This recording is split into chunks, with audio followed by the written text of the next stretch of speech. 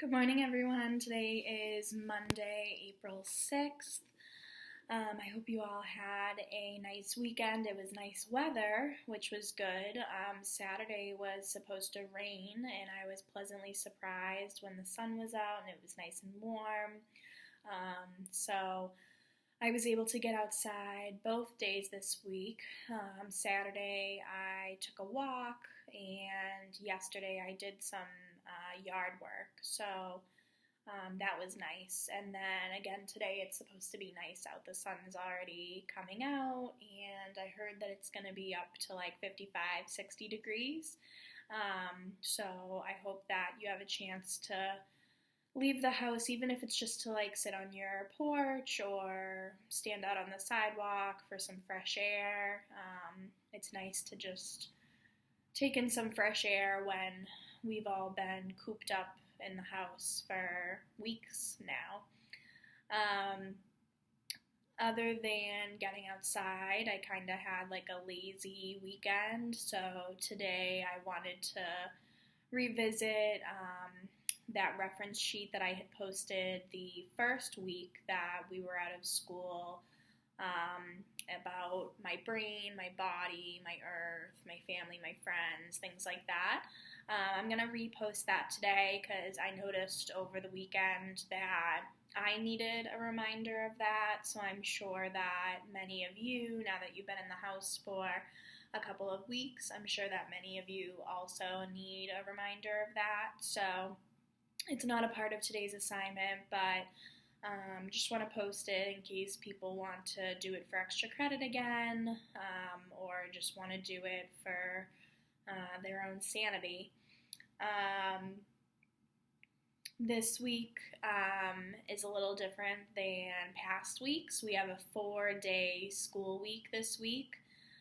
Friday is Good Friday, which some Christians celebrate.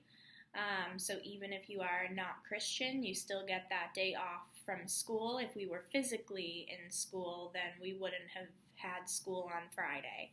So BPS and DESE are all saying that Friday should still be an off day for both teachers and students. So there will be no work to be completed on Friday. I'm sure you're all happy about that. If you're behind on work, then Friday could be a good opportunity for you to make up any work that you are behind on, but you don't have to do work that day. So that being said, homework will be due Thursday night instead of Friday night this week, and we will just have videos and classwork for Monday, Tuesday, Wednesday, Thursday this week. If you have any questions about this, please comment on Google Classroom, email, call, or text me. Otherwise, those are... one other announcement. I did some grading on Friday, so you should have seen some assignments returned to you on Google Classroom, and I saw that some of you already noticed and completed that work if you hadn't already, or redid the ones that you got wrong to get a better grade. So kudos to those of you that did that. And if you did not get assignments returned to you, I'm going to be continuing grading today, so please look out for that. Ms. Cromartie is also grading, so you might get assignments returned from her. So you should see assignments returned from her or I. I think that's it for my announcements. If I think of anything else throughout this video, then I'll announce them at the end. So please grab your notebook or a piece of paper that you will keep in a safe place, your pencil or something to write with, and your Dragon Wings book. If you don't have your Dragon Wings book, then we will open the chapters on this assignment on Google Classroom when we get to that part. So if you do not have your notebook yet, please pause this video because I'm going to go ahead and get started. Our word today is boisterous. Boisterous means very noisy or active in a lively way. Our example sentence from today's reading is, she huddled up looking no longer like the noisy, boisterous girl I knew. If I could make an inference about who the boisterous girl is, I would say that it's Robin, because so far she has been very boisterous. She's very noisy, she never stops talking, she asks a lot of questions. Sometimes she's loud, like when she first met Moonshadow, she made a big bang into the kitchen. And she's always doing something. She's very active. She's peeling vegetables, she's reading books, she's playing with toys, she's eavesdropping on Moonshadow, asking Moonshadow questions, going to the beach with Moonshadow. So, she has a lot going on. Very boisterous. If you're not finished writing this down, go ahead and pause this video because I'm going to move on. Make sure you're also doing your own sentence. Awesome. So, today we're going to be doing Central Idea. Central Idea is review to you. But we do have some notes since it's been a couple weeks now since we focused only on Central Idea. So, Central Idea, these are your notes. Central Idea is what the text is mostly about. It's the message the reader needs to understand the text. And to identify Central Idea, you first need to think about what the 3 most important details are from that part of the story. And then the 5 W's are the who, what, when, where, and why. You also need to use those. So go ahead and pause this video to continue these notes. I'm actually going to make these notes a little bit more specific so that you know, like, for example, what the 5 W's are.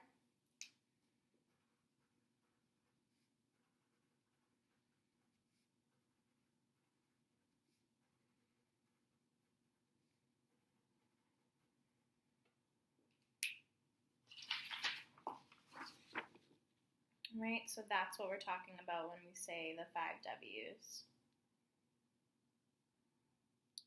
Again, if you're not finished with these notes, you can go ahead and pause because I'm going to move on. Awesome. So, before we start reading today, we have a lot of reading today, so please bear with me. To do the assignment today, you need to have read all of Chapter 9. So, I'm going to be reading a lot, so make sure that you're focused. If you opened this video at a time when you're not focused, either you just woke up and you're still tired, or maybe you waited until too late at night and you're really tired, you might have to revisit this at another time because you're going to need to focus because it's a long chapter. So before we get into the reading, I want you to, 1, open the assignment on Google Classroom. Unfortunately, I don't have it printed, but it should say 4/6/2020, Chapter 9, Central Idea.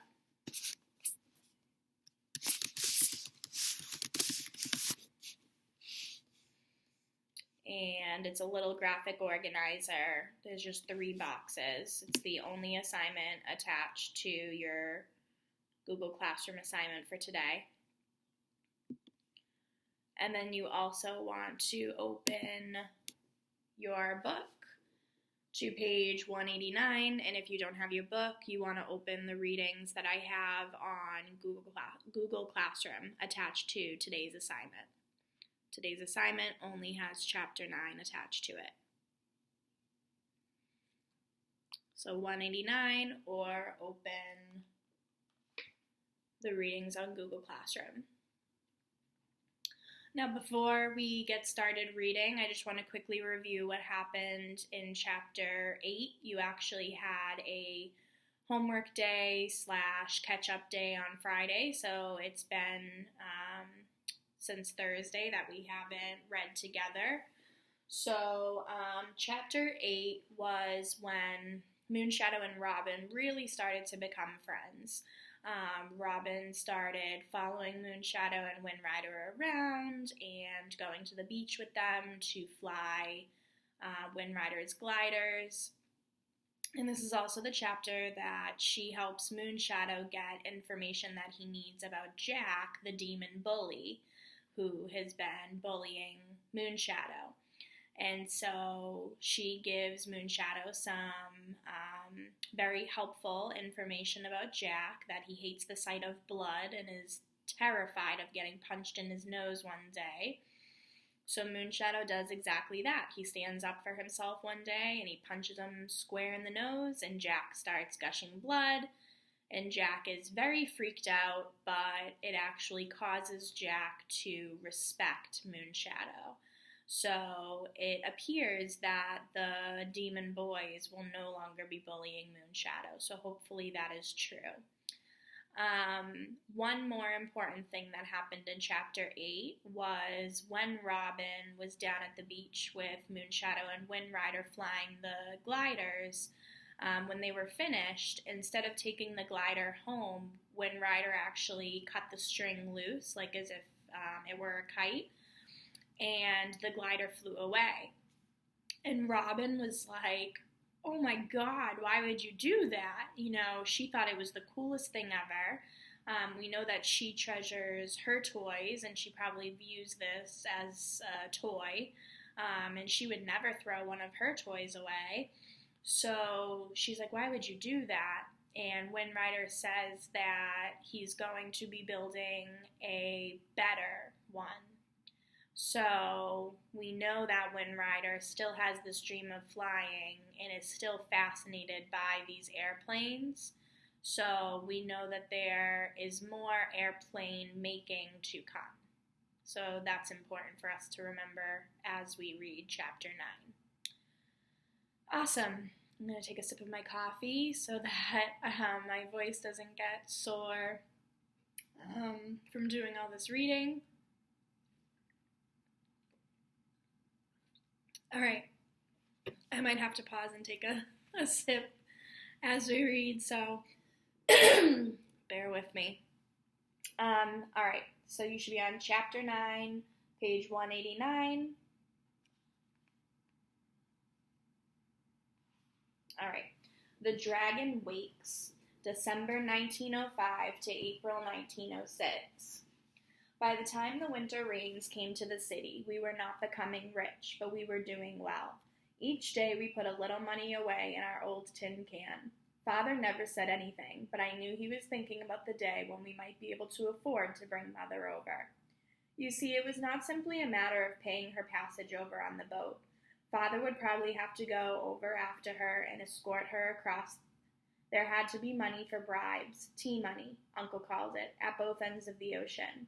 Now that we no longer belonged to the company, we somehow had to acquire $1,000 worth of property, a faraway figure when you can only save nickels and dimes.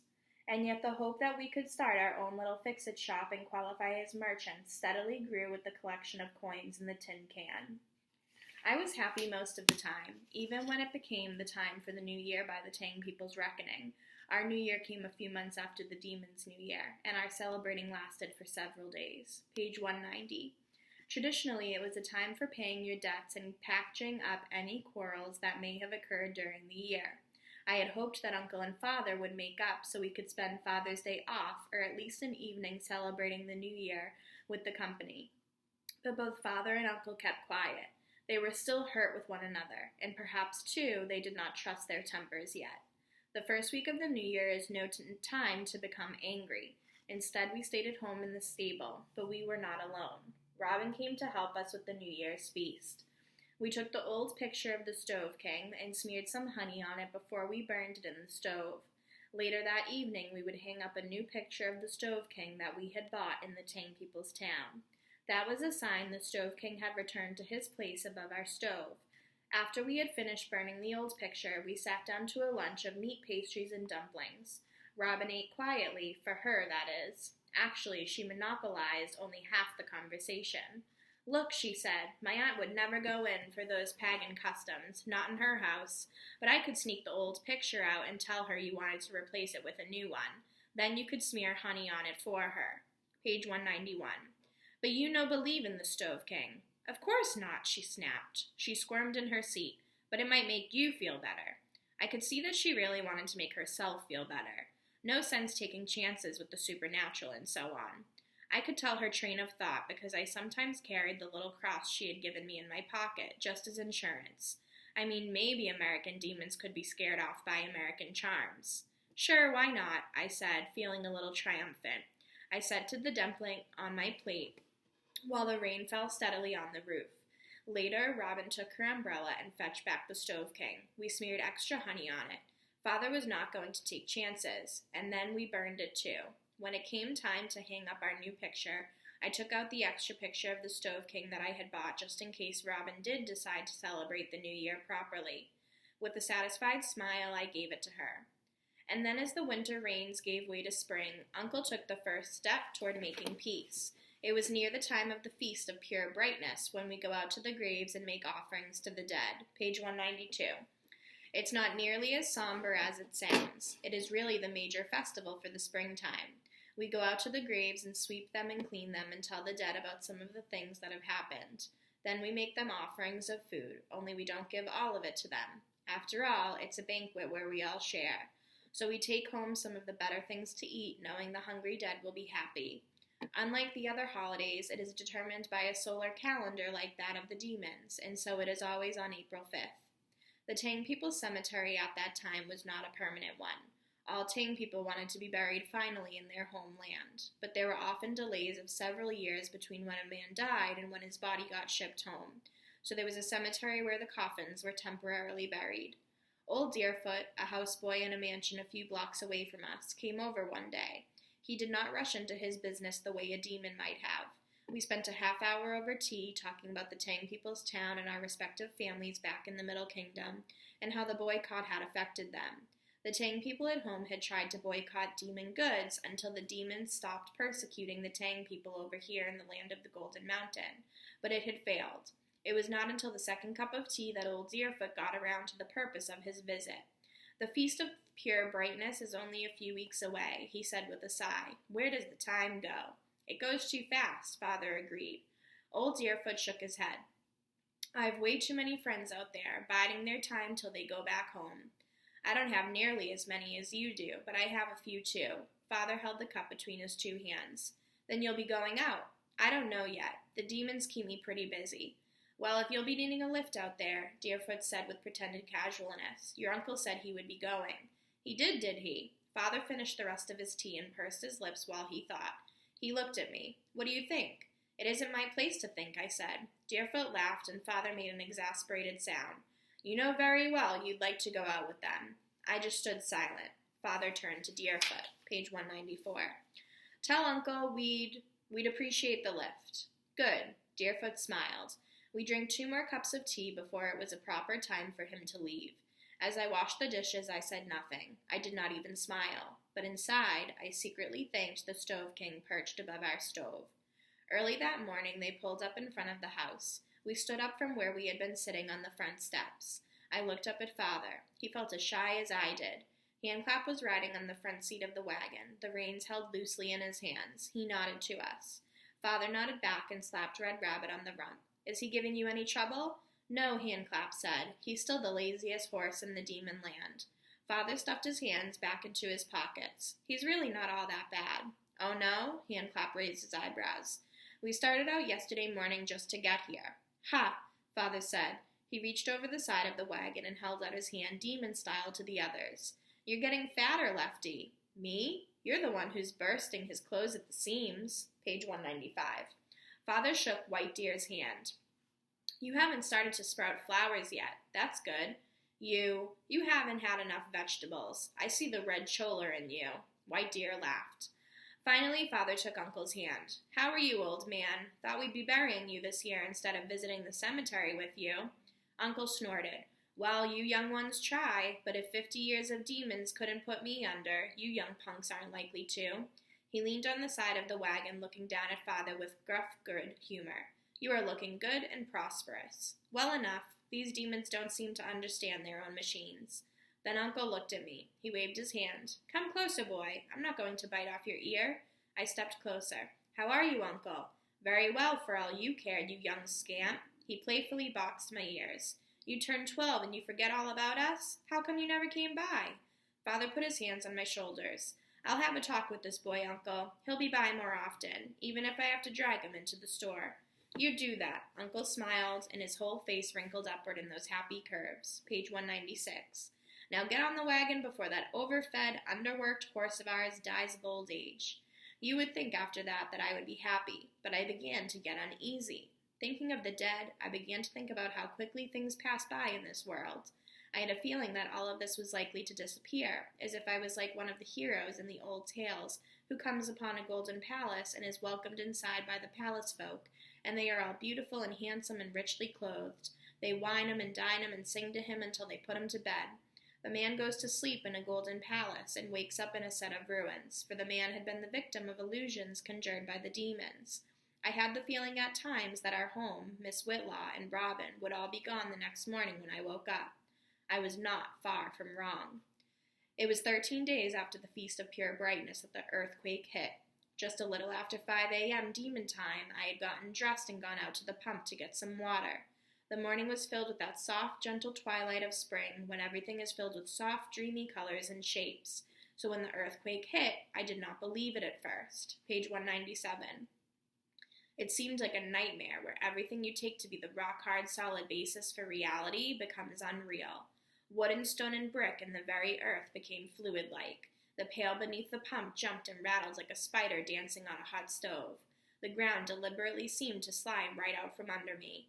I landed on my back hard enough to drive the wind from my lungs. The whole world had become unglued. Our stable and Miss Whitlaw's house and the tenements to either side heaved and bobbed up and down, riding the ground like ships on a heavy sea. Down the alley mouth I could see the cobblestone street undulate and twist like a red-backed snake. From inside our stable I could hear the cups and plates begin to rattle on their shelves, and the equipment on Father's work table clattered and rumbled ominously. Suddenly the door banged open and Father stumbled out with his clothes all in a bundle. "It's an earthquake, I think," he shouted. He had washed his hair the night before, and he had not had time to twist it into a queue, so it hung down his back, long and black. He looked around in the backyard. It was such a wide-open space that we were fairly safe there.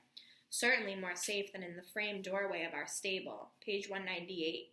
He got into his pants and shirt and then his socks and boots. "Do you think one of the mean dragons is doing all of this?" I asked him. Maybe, maybe not. Father had sat down to stuff his feet into his boots. "Time to wonder about that later. Now you wait here." He started to get to his feet when the second tremor shook and fell forward flat on his face. I heard the city bells ringing. They were rung by no human hand. The earthquake had just shaken them in their steeples.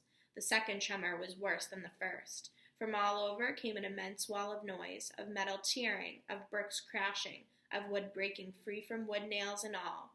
Everywhere, what man had built came undone. I was looking at a tenement house to our right, and it just seemed to shudder and then collapse. One moment there were solid wooden walls, and the next moment it had fallen with the cracking of wood and the tinkling of glass and the screams of people inside. Mercifully, for a moment it was lost to view in the cloud of dust that rose up. The debris surged against Miss Whitlaw's fence and toppled it over with a creak and a groan and a crash. I saw an arm sticking up from the mound of rubble, and the hand was twisted at an impossible angle from the wrist. Page 199. Coughing, Father pulled at my arm. "Stay here now," he ordered, and started for Miss Whitlaw's. I turned. Her house was still standing, but the tenement house to the left had partially collapsed. The wall on our side and part of the front and back had just fallen down, revealing the apartments within, the laundry hanging from lines, the old brass beds, and a few lucky if astonished people just looking out dazedly on what had once been walls. I could see Jack sitting up in bed with his two brothers. His mother and father were standing by the bed holding on to Maisie. Their whole family crowded into a tiny 2-room apartment. Then they were gone. disappearing in a cloud of dust and debris as the walls and floor collapsed. Father held me as I cried. Miss Whitlaw came out onto her porch in her nightdress and a shawl. She pulled the shawl tighter around her shoulders. "Are you all right?" "Yes," Father said, patting me on the back. "Aren't we, Moonshadow?" "Yes." I wiped my eyes on my sleeves. "Is everyone okay inside?" Father asked Miss Whitlaw. She nodded. We journeyed to her on the porch and walked with her into the house. Page 200. Robin was sitting on the stairs that led up to the second floor. She huddled up, looking no longer like the noisy, boisterous girl I knew. The front door was open before her. She must have gone outside to look. Just about the whole street's gone. From upstairs, we could hear the querulous old voices of the boarders, demanding to know what had happened. Miss Whitlaw shouted up the stairs. "Everything's all right." "Are you sure?" Father asked quietly. Miss Whitlaw laughed. "From top to bottom, Papa always built well. He said he wanted a house that could hold a herd of thundering elephants. That was what he always called Mama's folks. He never liked them much." "It's gone," Robin repeated. "Just about the whole street's gone." "Oh, really now?" Miss Whitlaw walked past Robin. We followed her out the front door to the front porch. Robin was right. No one had constructed the houses along the street as well as Miss Whitlaw's father had built his. A strange, eerie silence hung over the city. The bells had stilled in their steeples, and houses had stopped collapsing momentarily. It was as if the city itself were holding its breath. Then we could hear the hissing of gas from the broken pipes, like dozens of angry snakes, and people trapped inside the mounds began calling. Page 201. Their voices sounded faint and ghostly, as if dozens of ghosts floated over the rubble, crying in little distant voices for help. Robin and I pressed close to one another for comfort. It was Miss Whitlaw who saved us. It was she who gave us something important to do and brought us out of shock. She pressed her lips together for a moment as if she were deciding something. "We must get those people out. It would take 4 of us weeks to clear tunnels for them," Father said. "We'll draft help. After all, we were put on this earth to help one another," Miss Whitlaw said. Father suppressed a grin. "I see what can do, but better put on clothes." "What? Oh my!" Miss Whitlaw was suddenly horrified to be found in her nightgown in public. "Come, Robin." She took her by the hand and practically pulled her up the stairs. Father shook his head affectionately. He sat down on a chest in the hall, and he and I began braiding up his queue. On his advice, we both pinned our queues into tight buns at the back of our heads. When we got outside the house, though, Father stopped. "I've put my boots on the wrong feet." Page 202. Sure enough, he had his left boot on his right foot and vice versa. We both laughed a little louder than the joke actually deserved, but we were just so relieved that we were still alive after the disaster. Father sat down on the sidewalk and got his boots on right. He stood up, stamping his feet back into his boots. Then we looked around. We had gone to sleep on a street crowded with buildings, some 3 or 4 stories high, and crowded with people. And now many of the houses were gone, and the ones that remained were dangerously close to falling too. There was a hole in the cobblestone street about a yard wide and 20 feet long. As we watched, a cobblestone fell over the edge, clattering 10 feet to the bottom. I heard one person compare it to being on the moon. It was that kind of desolate feeling, just looking at huge hills of rubble, of brick and broken wooden slats that had once been houses. On top of the piles, we would see the random collection of things that had survived the quake. Somebody's rag doll, an old bottle, a fiddle, the back of an upholstered chair, and a woman's slender wrist sticking out of the rubble as if calling for help. And then the survivors started to emerge, and I saw that there were as many hurt in mind as in body. Some people wandered out of the buildings almost naked, others still in their night clothes. Page 203. I saw one man with the lather on one side of his face, the other side already clean-shaven. In his hand was a lather-covered razor. One woman in a nightgown walked by, carrying her crying baby by its legs, as if it were a dead chicken. Father caught her by the shoulder and gently took the baby from her. "Fix her arms," Father told me. I set her arms so she could cradle the baby, as if the mother were a doll. Then Father put the baby back into her arms. She dumbly nodded her thanks and wandered on. Other people who had taken the time to dress had dressed in the oddest things, choosing things they wanted to save, rather than what would be appropriate for a disaster. I saw one shop girl go in buy a ball gown with the ruffles sounding crisp in the morning air. Perhaps she had saved for a year to buy it, I don't know, but I saw another man in formal tails go by. His wife carried the baby while he pushed a baby carriage filled with jewelry, a frying pan, and a candelabrum. Then along came a big, healthy man with ginger whiskers. He had slipped his trousers on over his red long johns. In his arms, he had a chest. Father tried to stop him. "Please, need help." Father pointed to the mound behind us, from which the ghostly voices were calling. Page 204. "Be off with you," said the man.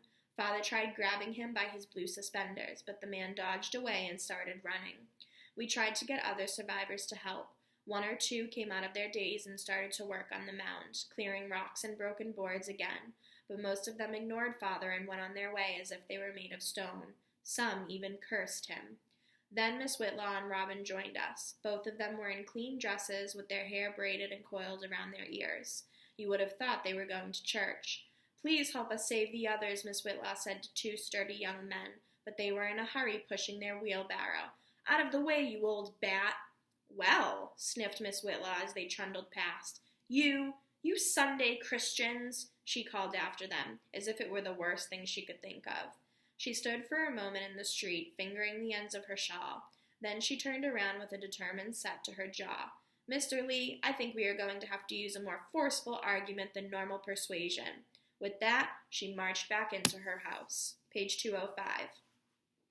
Father scratched his head. "What kind that?" he asked Robin. She shrugged. "Maybe we'll pay them." Miss Whitlaw came out a moment later with one of her heavy wooden kitchen chairs. She set it down in front of Father. "Please break this, Mr. Lee." Father shrugged and grasped the chair. He lifted it up high over his head and brought it down with a loud splintering crash. Miss Whitlaw sifted through the broken wood. She handed one chair leg to Robin, one to me, and one to Father. She waved her own chair leg like a club. There never was anything like a swat across the fundament to wake up a sluggish conscience. She pointed her club across the street. "You take that side, Mr. Lee. I'll take this. Don't let anyone through." "What about your boarders? Those ancient rabbits are packing their bags and running away," Miss Whitlaw sniffed. "They're too old to help." It was a wonder to watch Miss Whitlaw sail up the block and gather people behind her like a hen collecting her chicks. In her gentlest but firmest way, she gathered up the surviving demons and set them in work crews to clearing the mounds from which people were calling. Watching her with open admiration, Father shook his head. Now just look at her. For myself, I could not help thinking that she had missed her vocation as a Shanghaier. Page 206. The next moment I learned why we had clubs. A demon came toward us in a suit and balancing 3 hats on his head. 2 were derbies, and the last was a top hat. In either hand he had a suitcase. His eyes glanced up continually toward his hats. "Please help," Father asked him. "Go on with you," the man said, and tried to push past. Father shoved the end of his club into the demon's chest. "You help!" The demon dropped his suitcases and swung at Father, but Father ducked easily. He clubbed the demon lightly on the back of his head. The demon grunted and fell to his knees. Father raised his club menacingly. The demon held up his hand. All right, just don't hurt the hats. Watch where you're stepping." "You go over there." Father pointed to where Miss Whitlaw stood supervising one reluctant work crew. The demon picked up his suitcases while Father picked up his hats, dusted them off, and set them on his head one by one. I don't think the demons were necessarily bad for not wanting to help others. They might have been scared or so shocked they could not really know how selfish they were being. Page 207. Now that there were other demons actually helping to save the trapped demons, we did not seem to have as much trouble as before. Some demons were glad to pitch in, though we still had to use the clubs on some others. When we had work crews at every mound from which there was a voice, about 50 people in all, we tucked our clubs into our belts and joined them. Miss Whitlaw had managed to salvage shovels, pickaxes, and crowbars from the various places for at least a dozen workers. The rest of us used our hands or the ends of boards. Father deliberately chose to work on one mound which stood under a wooden wall. It was the last wall of the tenement, one of the buildings he had worked in, and at any moment the wall threatened to collapse. When I climbed up the hill of rubble to stand beside him, he turned to me. "You work somewhere else," he told me, but I figured I had just as much right to make a fool of myself as he did. I picked up a rock and sent it clattering down the slope of the hill like mound. Father tapped me on the shoulder. "Did you hear me, boy? You go someplace else. The faster we can clear this stuff away, the sooner we can leave this mound. Maybe we can even get away before the wall collapses." Page 208. Father grinned suddenly. "You're getting as unruly as a demon." He slapped me on the back, and together we went back to work. As we worked to clear the mound, we saw 5 old demons and demonesses hobble down the steps of Miss Whitlaw's house. There were suitcases in their hands, and some had to use canes to walk. They all had the same panicky look on their faces. It was the first time I had ever really seen them, and Robin was right when she told me they were enough to curdle milk. I felt sorry for her having to sit at the table with those old bags. I went back to help clearing the mound. It was a little bit like playing jack straws, where you toss all the straws down in a pile and then try to take one away without disturbing the others. There was a kind of science to freeing the demons from the mound. A building does not collapse completely. There are little pockets inside the mound where the people are trapped. The trick is to not dig away the whole mound, but to work tunnels to those pockets. But you have to be careful not to make the mound collapse on that pocket or on you. We picked up bricks, the rock-like broken bits of concrete blocks, the wooden boards, and Miss Whitlaw was everywhere, encouraging here, helping there. I wondered again at the strength within her slender body. Page 209. About an hour after we started, Miss Whitlaw came over with Robin in tow. All our sweating faces were covered with a fine film of dust. We all looked like the mountain trolls who live deep, deep within the earth. Moonshadow, you and Robin make some sandwiches and hot tea. We'll all be needing a break. I glanced up at the tottering wall. It's all right, Father told me. We're almost finished here. We had already pulled 4 people from the mound. Only one of them had any injury, and that was a broken leg. Robin and I went around to the back. We were going to try to wash our hands and faces at the outdoor pump, but no matter how much we primed the handle, no water would come out, so we decided to use the one in Robin's kitchen. But the indoor pump was dry, too. There was only the steady creak, creak, creak as we took turns working the handle. That's funny, she said. It's never been this slow before. What do we use for water? I asked. Get the water from the pitchers in the rooms, Robin said. There was a pitcher of water and a wash basin in each bedroom for washing up. She wagged a finger at me. And don't let me catch you wasting any of it by washing your face. I wouldn't think of it, I said, though I really had been. It was a good thing that Miss Whitlaw had just baked the other day, so there was plenty of white, fresh, sweet-tasting bread. Page 210.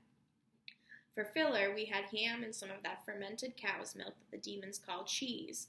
But that I always thought of as stuff made out of cow's pale urine. It sure smelled like old urine to me. Luckily, there were also a lot of jelly preserves. Robin carried the sandwiches out on trays. I lugged the pail of water with the pitcher. As the people quit working to gather around, Robin warned them it was all the water we had until the pump started working, so they were to go easy. Father paused, his sandwich in his hand. What's the matter? I asked him. He seemed troubled. Nothing, he said, and went back to eating. After breakfast, we went back to work. By that time, we had saved about 20 people. Poor Maisie and Jack had not been among them. Their bodies were still somewhere in the ruins of their tenement. We had put the 3 injured demons on makeshift stretchers made out of blankets and longboards we salvaged from the ruins, and taken them into Miss Whitlaw's house, which was the only one standing intact on the block. Then she had sent one of the neighborhood boys, one of my former tormentors, after a doctor. Page 211. We had not been at work again for more than a half hour when we heard an indignant yell that carried along the street. It was Robin. Hey you, drop that! Father and I turned to see a demon standing on the porch of Miss Whitlaw's house. He cradled a small metal chest in his arms. Father and I were working on a mound next to the house. Father jumped over Miss Whitlaw's fence. I was still climbing over it as Father ran across the garden to the bottom step. The thief stared at Father for a moment. Then the demon tried to kick Father, but Father caught his leg and gave it a vicious twist. The thief had turned around or lose his leg. Father shoved, and the thief went face down on the porch. He rolled over, his hands reaching for his belt, but Father already had one knee on his throat. The thief lay still. Father slipped the knife out of his belt and threw it into the doorway. He handed the chest of money back to Miss Whitlaw. She took it with a nod of thanks. Let him go now, Mr. Lee. But this earthquake will bring out the best and worst in folk. Miss Whitlaw waved her hand as if the thief were some stray dog. Go on. The thief got up, not quite believing that he was free. Rubbing his throat, he limped down the steps and down the street with everyone staring. Page 212. Better take inside and hide, Father said. Miss Whitlaw nodded and left. We heard her quick, light steps on the stairs. We both watched the thief slip around the corner out of sight. People, Father said with a shake of his head. and this is probably only the start. Father, there's a whole city in ruins, and more of his kind willing to take advantage of others' misery, he explained. He touched the club in his belt. But there's no helping other people's souls. We can only try to help the people trapped inside the rubble. About an hour later, we stopped. My throat was dry from the dust and dirt. I went to the outdoor pump and worked at it hard for about 5 minutes, but still no water. And then, turning, I saw an ominous sight. There were 3 tall columns of black smoke rising from the south. They were apart from one another, but as I watched, 2 more sprang up. I went quietly to Father and pulled at his sleeve. He turned, heaved a stone down. He looked in the direction I pointed. Yes, he grunted. I noticed them. There's not enough pressure in the pipes for the water to come out of the fire demon's hoses. They'll fix them soon. Not soon enough if there's fires. There won't be any water for the fire demons to use. Page 213. He put his hand on my shoulder. But don't you tell anyone. No sense causing a panic. They might get the pipes fixed before there's a serious fire. And he went back to work. But it was not more than 5 minutes later that a buggy dashed by. There were a demon and a demoness and 2 frightened demon children clinging to it. To the top of the buggy were lashed a mattress, a nightstand, and other items. Pots and pans had been tied to the sides, and they clanked and rang as the man drove. He had to stop when he came to the hole in the street. His horse was covered with sweat, as if the demon had driven him too hard. The demoness took the reins while he got down and threw his coat over the horse's eyes. He was wearing a bright pink nightshirt underneath. He guided the horse around the hole. Father went down to him then. What hurry? He asked. There's a fire south of Market, the demon said. Market Street was the main street of the city and ran diagonally across it, dividing the city in half. There's no water for the hoses. They're still going to try to make a stand on Market, but I don't see what they can do. The fire will just spread and spread. Others had stopped work to look at the man. They began to throw down their tools and leave the rubble mounds. Page 214.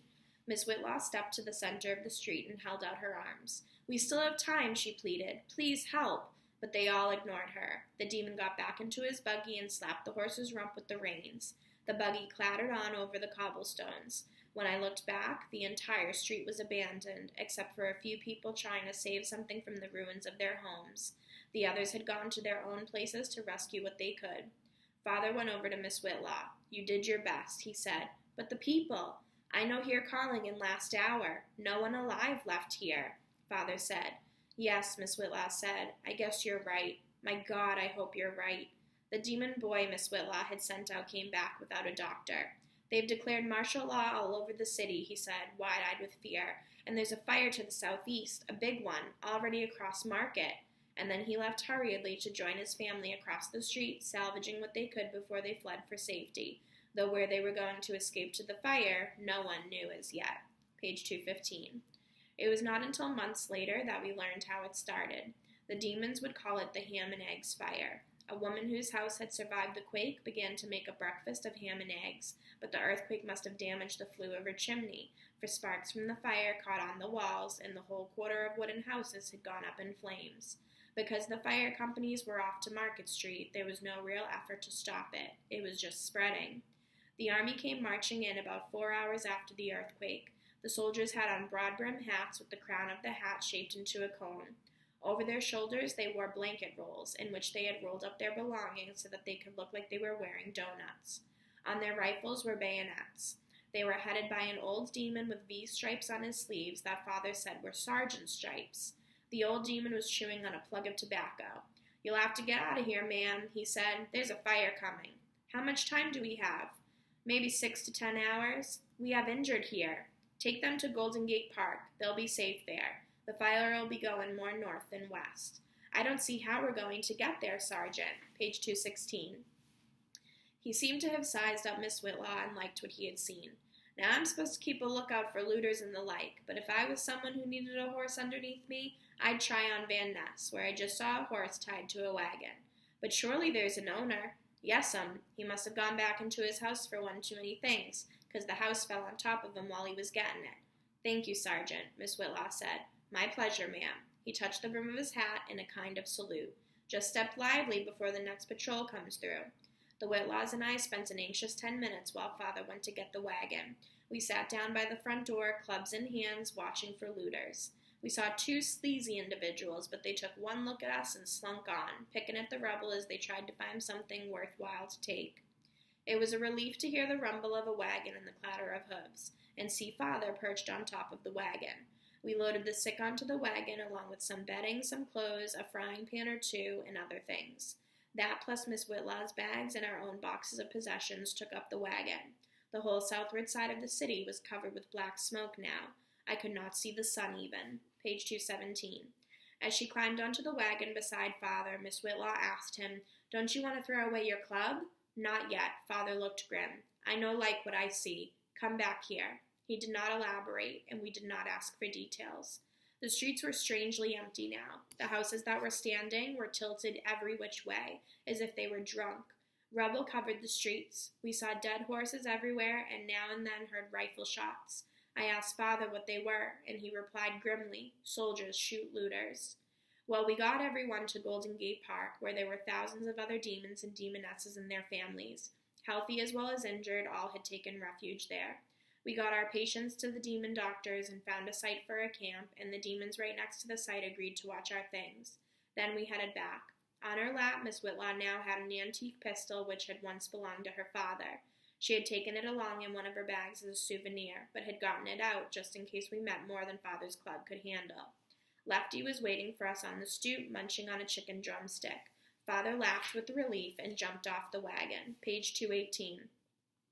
"Well, you did all right for yourself." "I might say the same." Lefty looked up at me. "You're both rather filthy, but otherwise intact."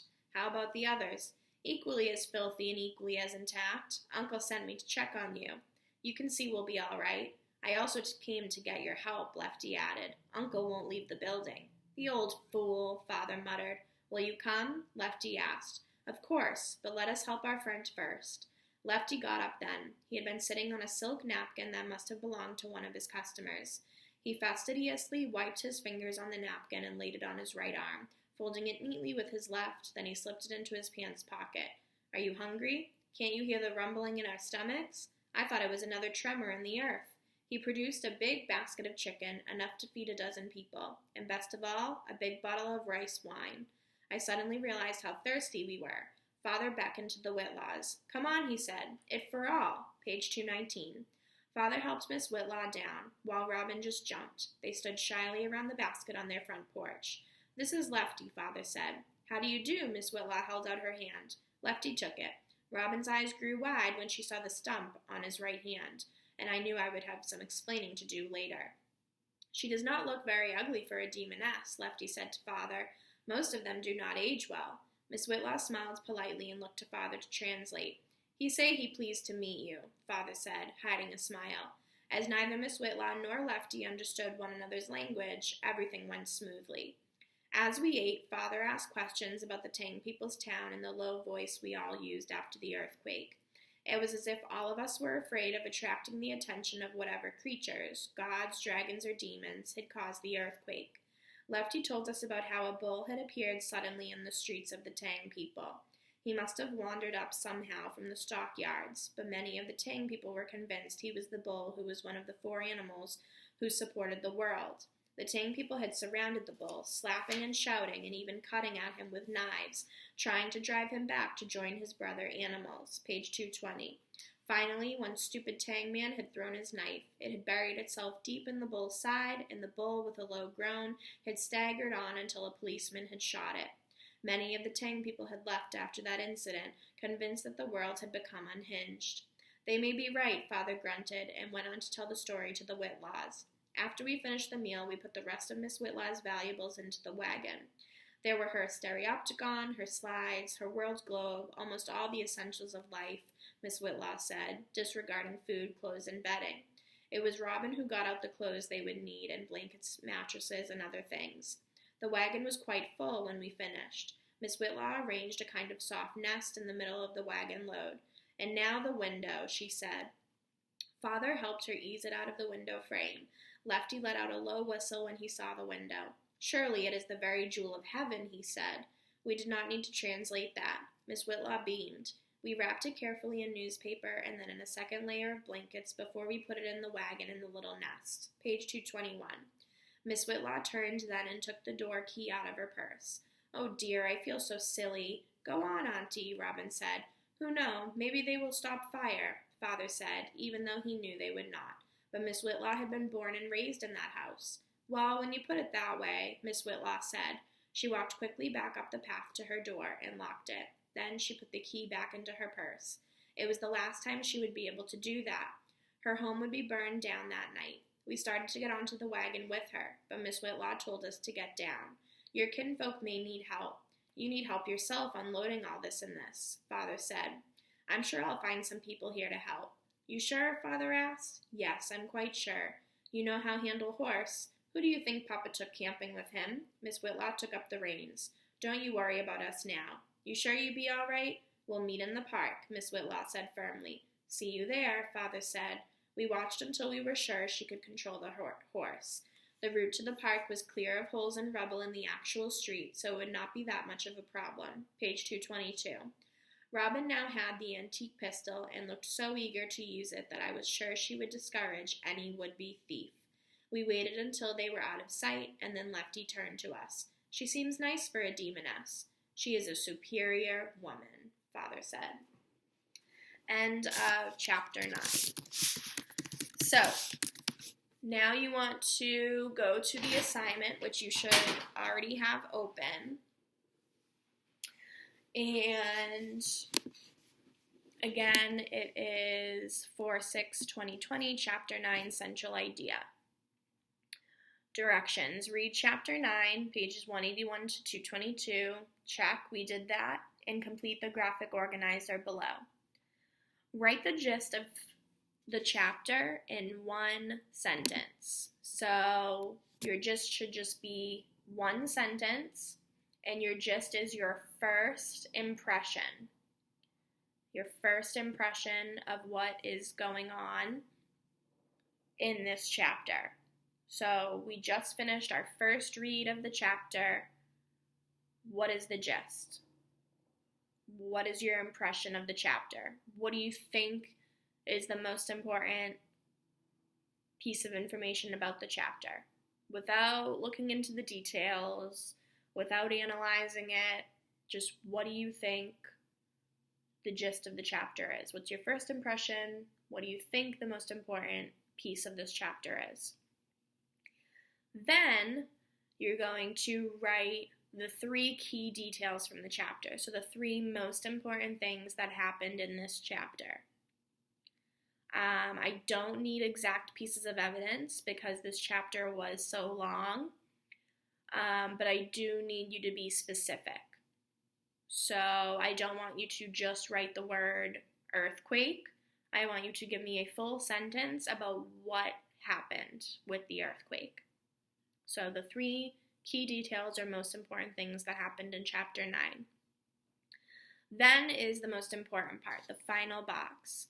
Write a 1-paragraph central idea for the chapter, including one quote that best represents the central idea in this chapter.